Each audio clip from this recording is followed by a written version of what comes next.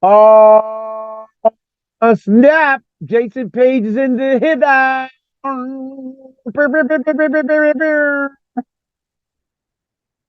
Hello, everyone. Today I'm joined by a very special guest. Obviously, the voice of Pokemon himself, Jason Paige. Yes, the voice of Subway Eat Fresh. You didn't tell him about that? Oh yeah, Michael Jackson. And Michael Jackson, did you tell him? Yeah. Life's a happy song where there's someone by your side to sing along. Okay. Muppets, Muppets. Really? I did. Okay, that's pretty cool. I didn't even know. But obviously, like I know you've probably done like a bunch of like voice actings. Tons of stuff. Since 1995, first big hit was Lego Mania, Lego Mania, which is actually, I'm coming out with a Lego Mania remix. I'm getting a little Jason Paige Lego figure for the album pick. And it's going to be dope for all the Lego community, which is almost as big as the Pokemon community. But that was my first, big, big TV hit. It Yeah. was put on all the Lego commercials. But at the time, I did Gatorade. I did do do do do do. Always Coca-Cola. I did. I mean, actually, when I was 16, I was in a McDonald's commercial. Um, Oh really? Okay. Visually, so I've been in the game for a very long time. And when I was 14, I was on the street doing magic. Oh, oh, oh, oh, oh. Magic, breaking cards, breaking I was into cards when I was Really? 14 on the street. So check it out. I will be doing stupid shit like this. Okay, that's pretty cool. Sleight of hand. I got a manager and started doing all kinds of auditions and different projects for other people, and Yeah. then auditioning movies. I was in the movie Election, which is really cool. And then I started doing jingles in 1995, had Lego Mania, and then a whole bunch of other ones that you recognize. Mountain Dew from the Super Bowl. I see a little silhouette of a can. Mountain Dew, turn the dew to slam dango. The Queen parody. Um, Other recognizable ones. I did a country version of the best part of waking up is Folgers in your cup. Recently I was on an episode of Rick and Morty. I got random guttural tropes of love like apple pie and OJ's glove. This crazy turning turkey song, and now I do productions and writing for multiple companies. The TCG World theme song, the Devolution theme song, the Nostalgics theme song, and other production collaborations with companies that want Jason Paige, that iconic voice, on their products. Yeah. So, what really got you into singing, like in the first place, and like music in general? Well, I like to say we all are singing all the time. I like to say we all are singing all the time. I like to say we all are singing all the time. Music is in the rhythm of our speaking. Music is in the rhythm of our speaking. There's tones and pitch. We're born to be singing. We just don't recognize that we're doing it all the time. There's a couple of YouTubers and Instagram accounts that take people who are talking and then they just play what it is. They actually chart it out and it actually becomes music. So all of us are singing. Just when we make we have the understanding that we're singing, we come out of the womb,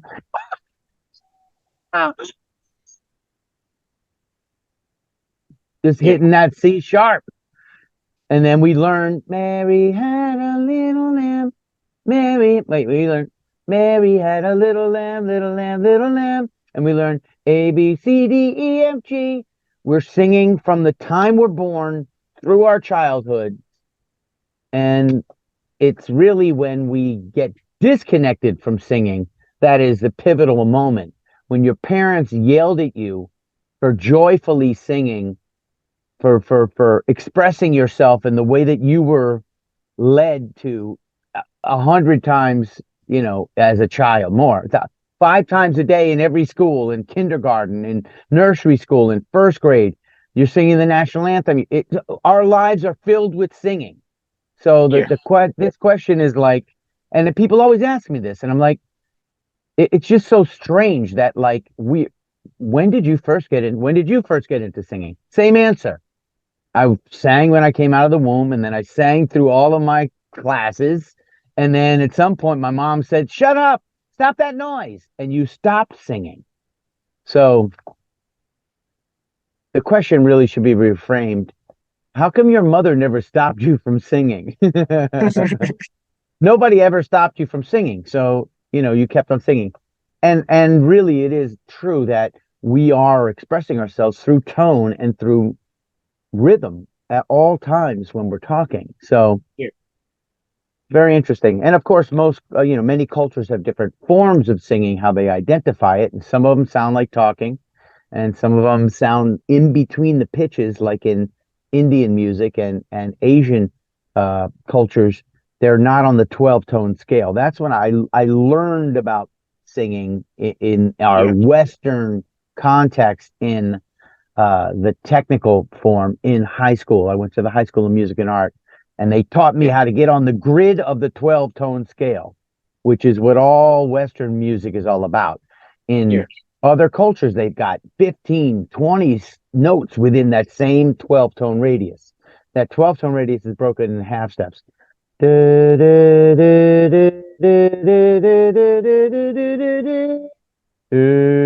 One octave. But in other cultures, it goes.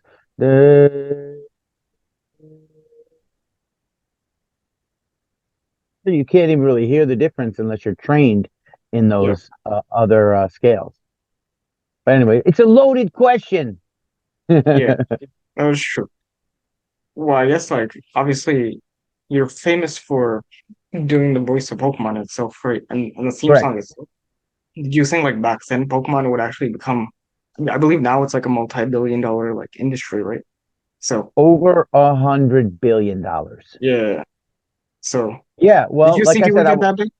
I was already in with Lego, and Lego Yeah. was maybe not $100 billion at the time, but Lego was certainly since the Yeah. early 1900s uh, Yeah. a major company and a major influence in many people's lives. And I thought that the product could be that big. I didn't think that the song in and of itself would be that big. Yeah. I'm going for the grand slam with every product. I want, I want Coke and McDonald's and Lego. They're all giant, giant companies, and you want the work Yeah. that you do for them to be as fruitful as possible for them and for you.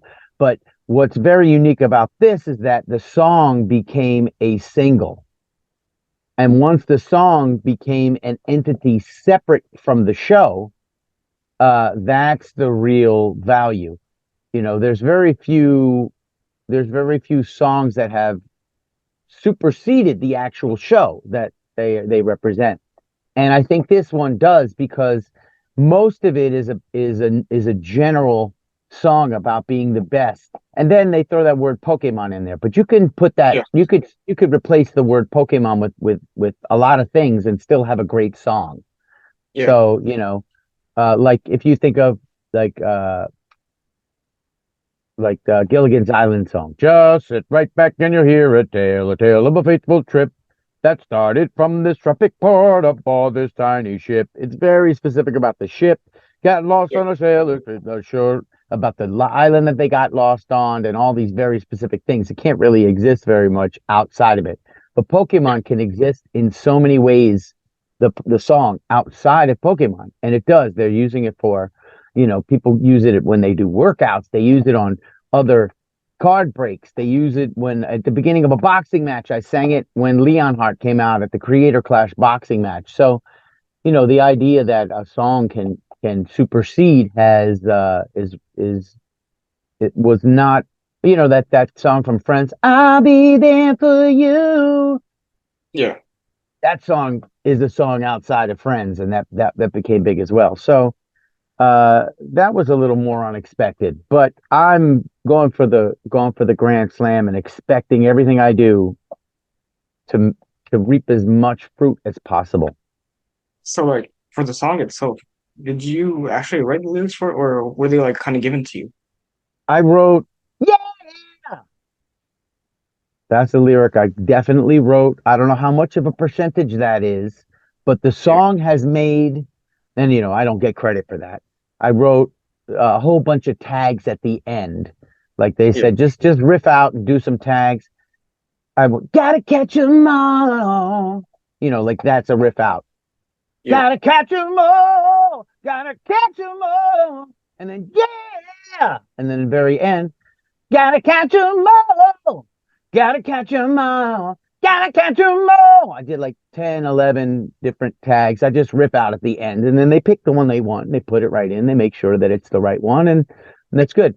Uh, so yes, I did technically write it, but I don't get credit as a writer, and I don't get any of the $1 billion that the song has made that goes to the official writers who are listed as the writers. And interestingly, the writers who listed John Leffler and John Sigler, very talented guys, very accomplished in their own rights, and they had this incredible jingle house where they did music, and I worked for them before.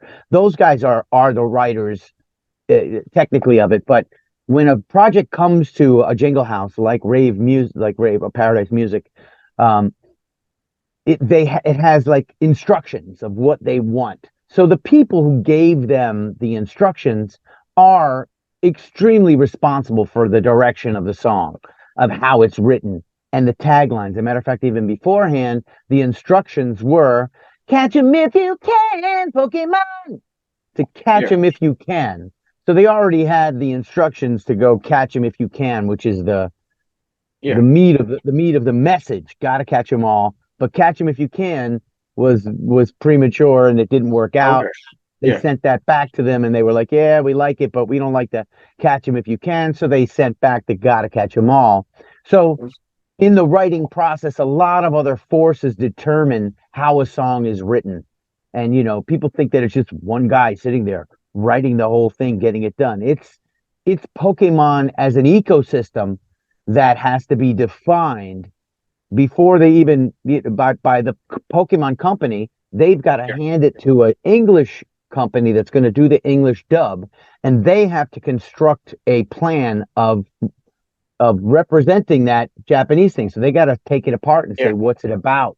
What kind of style do we need? What kind of vocalist might we need? What kind of music producer can handle what we need? And they said, yeah, we got our guy.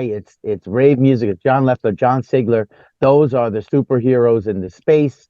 They did Domino's Pizza Delivers and some other, stuff that's really great.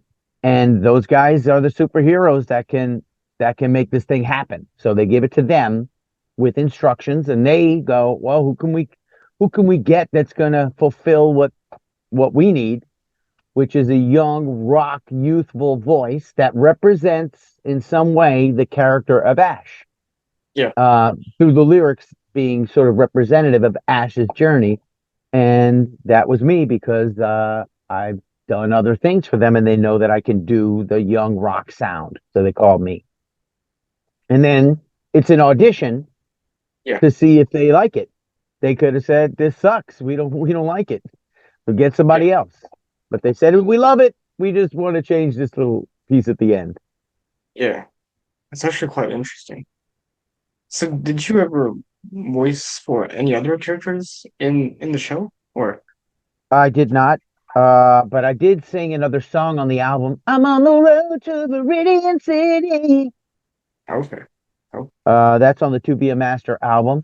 And then since I've popped out of the Pokeball in 2016, I had no affiliation or contact with any of the Pokemon community until yeah, 2016 when I was contacted by media organizations want to know who the guy was that sang the song that's spiking on Spotify because everybody's out there catching Pokemon and yeah, playing Pokemon Go and bumping the song.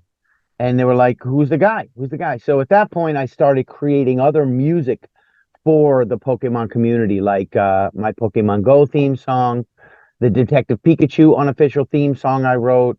I did a Pokemon rap the version, a Screamo version with some Screamo girls, and I create other things for the Pokemon community. I just did a song for Ash's Last Goodbye.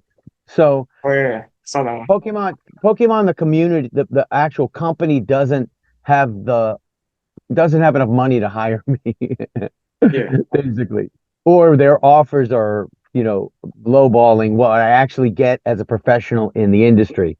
So yeah, they, so I just create music for the Pokemon community, not for the Pokemon company. yeah, They're they do a very good job at managing the top triangle of the $100 billion organization and allowing the bottom part of the pyramid to flourish by creating their own art and their own works and their own value, like you're doing with this podcast. yeah, If you're part of the bottom part of the pyramid that holds up the top $100 billion part.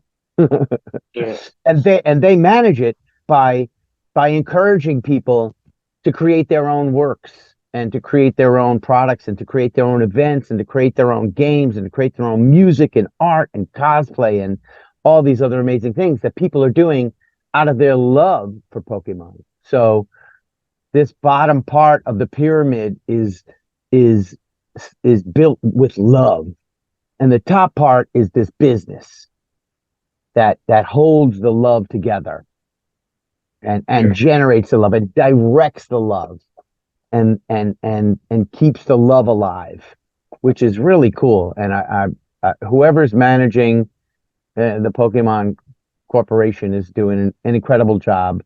Uh, the way that they encourage people to do these things and the way that they create their own products that then all the love gets to participate in as it comes down from the top of the pyramid.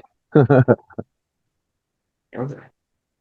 Now, obviously, I have to ask you. You probably gotten this question before, but like, I just gotta ask you it.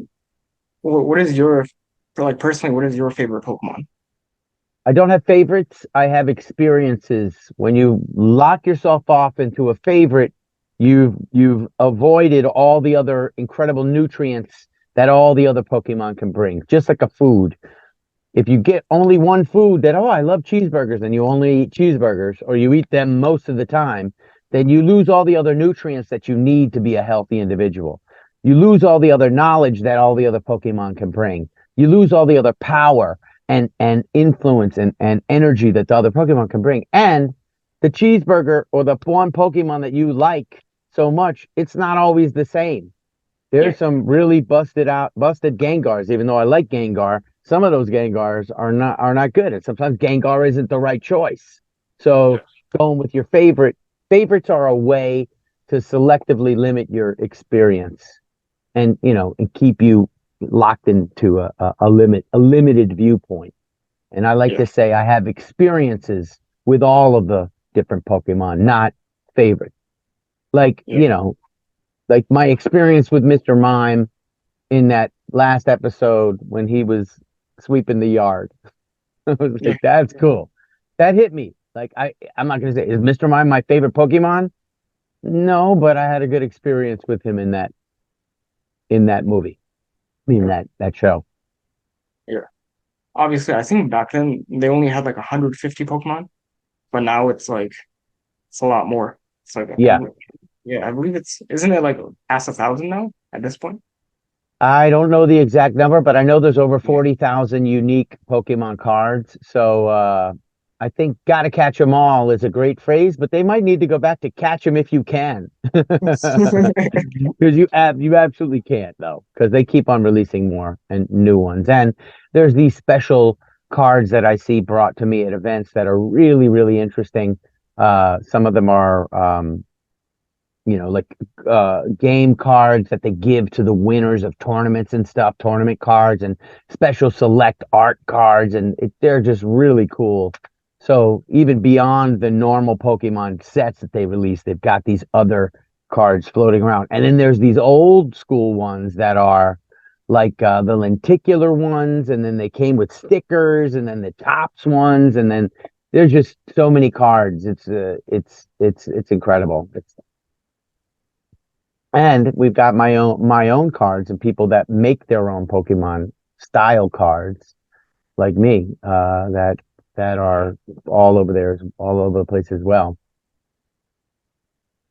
Oh yeah, I remember you have like the Jason Paige like trainer card, right?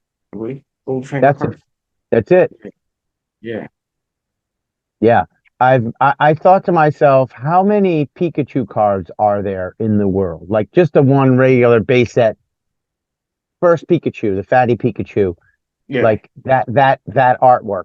And there's got to be millions, right? Like many millions. yeah, And so I thought, that's how Pikachu first got out, that everybody knew about Pikachu because there was a Pikachu card. And of course the TV show. But it represented in paper, Pikachu is out there millions of times. So I was like, wow, I have to make millions of Days of Age cards. Of course, I didn't make millions, but this is one of the first ones that I did make a good amount of that I can give to people. And I'm giving to children's charities and I sell on my website. And whenever I need, to give somebody a business card, I just break this out because people don't throw away Pokemon cards. It's not Pokemon, it's got my JP logo on the back, but yeah, they don't throw away trading cards, but they're throwing away business cards left and right. You get somebody's business card, you don't even know where it is. You get a Pokemon card, you're like, oh sure, I got a Pokemon card. And it's probably worth a few dollars. So people don't yeah, throw it away because of that as well. I've seen them on eBay for $5. yeah. Not signed, completely unsigned for $5, which is Really. incredible. I It's a five believe. dollar bill. It's a $5 bill right there. Crazy. Yeah. Yeah. So obviously, I know a lot of people might not know this, but you were also like Michael Jackson's like backup singer. Yep. I sang with Michael Jackson at his 30th anniversary concert at Madison Square Garden. All of the backgrounds from the artists that performed in the first act for him sitting in the front row. Whitney Houston, Usher, Britney Spears, Ray Charles, Liza Minnelli. It was a dozen other artists that performed in that. Then the second act was Jackson 5, and Michael came and joined the Jackson 5. We sang backgrounds for all of that as well. And then Michael did his set, which was the third act. And during that set, he did all his greatest hits. And then he did Black and White. And I was the rapper on Black and White. So not only did I sing all these backgrounds, but I said protection for gangs, clubs of nations, causing grief in human relations. There's a turf war on a global scale. That rap was incredible. Amazing experience and a dream come true to perform with Michael Jackson. I mean, it's got to be, a handful of people that have that, and it was just one of the landmark experiences, not just of my life, but everybody else that was in the show and the audience that got to see that show. Like when people like look back on their lives, they're like, yeah, I got to see Michael Jackson at Madison Square Garden. I went to that concert. It was the best concert I ever went to, or something like that. I mean, there's certainly Yeah. anybody that was in that room is never going to forget that event, and is going to check that off as one of the landmark moments of their life. And I was up on the stage performing with him in that landmark moment, and so it's it's ethereal. You can't even really describe what the feeling was, but the energy. If you watch the video on YouTube of all of the songs that he's doing, and you hear the crowd screaming like that, you're this. It's the sound of like electric love. That's what's going on. It's just this electrified room filled with energy and love that's all just activated by Michael Jackson and people's love for him. It wasn't music. It was the energy of love and the sound of love and the experience of love, because I think love is a active, energetic thing. It's not something that's passive that you feel. It's something that you do and that you experience. it translates in feeling, but it all comes from your energy and moving towards something energetically. And Michael, his love was all of the music and energy that he created over many years, 30 years with the Jackson 5. This was the 30th anniversary. And Yeah. the energy of everybody that had listened to his music actively throughout their lives, myself included, now now bringing that love and that time and that energy now to the room and screaming and cheering and singing along for him doing it again. It was just energy, things, motion, will, choice, effort. And that's kind of what I believe love is. And that's kind of what the sound of that was. If I can like remember the sound of the crowd that you can hear on the video, but like Yeah. the feeling of it, the vibrations of it, like you could feel the vibrations of that audience. Like you could feel like music coming out of a speaker. You could feel the waves of love from the 25, 30,000 people in the room all shouting and screaming and crazy. We did a song and then 15 minutes of applause and then a 3-minute song and then 15 minutes of applause. It was like, it was crazy. So I have to ask you, what was he like as a person? As, it's surprisingly normal. Of course, we all expected him to be eclectic and crazy and, all kinds of things that were just not there. It was just normal dude just saying, "Hey, could, can you sing that part over here, sing this part over there? Nice to meet you, glad you guys are here." All very not not not eccentric in his Yeah. behaviors or his communication or how our interaction. He's eccentric in the mind of the media and in how he's portrayed, but as just a human being walking around, there's no eccentricities other than maybe, how he looked, but that Yeah. was not evident in his behavior. Yeah, that was really an interesting thing to just have, because we're all viewing him through the lens of the media, through the Yeah. lens of our imagination and how we see celebrity and not and this is also pre-internet. So, Yeah. well, just right at the beginning of the internet. So we're not really like able to have these kinds of candid long form interviews, Yeah. many to go from, and where we just see the eccentricities and we see the tabloids and we see more photos of him than we actually see a video of him just being a guy, a normal guy interacting. and Yeah. uh and just to have a normal guy interacting, that's it, just like anybody else, just interacting, get taking care of business, doing stuff. Yeah. So he was like a very down to earth type of person. Yeah, yeah. It's like, okay, it's interesting. Now, I remember, you said like obviously with like the Pokemon like franchise, you said like you kind of like do your own thing. You're not necessarily with them like per se, right? Right. Yeah, the last time I've had the only thing I've done for them is Viridian City and Pokemon theme song. Do you still keep up with Pokemon though? Like, do you still Yeah, yeah. watch? I had, well, no, I don't I watched the last episode. I Yeah, keep up with the cards and the sets that are coming out. People bring me new cards to sign yeah, and new games to sign. So I'm yeah, constantly in environments where people are sharing all the new stuff that's going on. But yeah, the main thing I really have to have knowledge about is the cards, because people bring me cards that are very high value. If I sign a very high value card, it increases the value exponentially. And I have to yeah. know that because somebody, like for instance, somebody sent me a card that was signed by Mitsuhiro Arita. He's one of the artists for the original Pokemon cards. Okay, His autograph makes a $50 card into like a $250 card.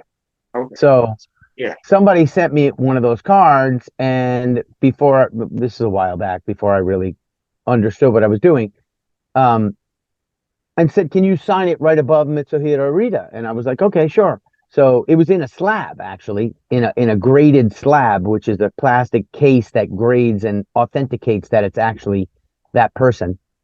I Yeah. opened up the slab and I signed the card inside of the broken slab. Then I sent it back to the people. So now they have the first Jason Paige and Mitsuhiro Arita double signed card, and then they put that card back in a slab. So I don't know the inherent value of that card or what the slab is worth, but for instance, if the card is worth $100, with the signature it's worth 250. In a slab it's worth 500, and with two signatures on it, it's the first one that ever existed. If they get it graded again, it could be worth $1,000. So that person would pay me my autograph fee, which I think at the time was $40, and then go in turn have thousands of dollars, make thousands of dollars on that autograph. So I need to know the value of the cards, and I looked them up on TCG Player or eBay to see what the relative value is. And if it's a higher value card, then I have to charge more because they're basically making extreme amounts of profit off of an autograph. Like Yeah. it really can get crazy. I think, if a card is worth $10,000, an autograph from a relevant person like Mitsuhiro or mine will make it worth $11,000. Yeah. So just having me sign a card, just like, oh, will you sign this? Oh, sure. Whoop, that's just gave that guy $1,000. I Yeah. gotta know. Wait a second, that's you can't just come over here and get that $1,000. Like, Yeah. No, that's fair. Now, obviously, I don't know if you remember this, but like when the first movie for Pokemon actually came out, right? I think they did like a thing with like Burger King where they collaborated with them, and they had like these like Pokemon like things like one was like a Pokeball with like golden cards. yes, yes, I have them. I have Yeah. them in my closet, in my garage. I also have these things that came out around that time, Oh, which is really? Okay. as a thing.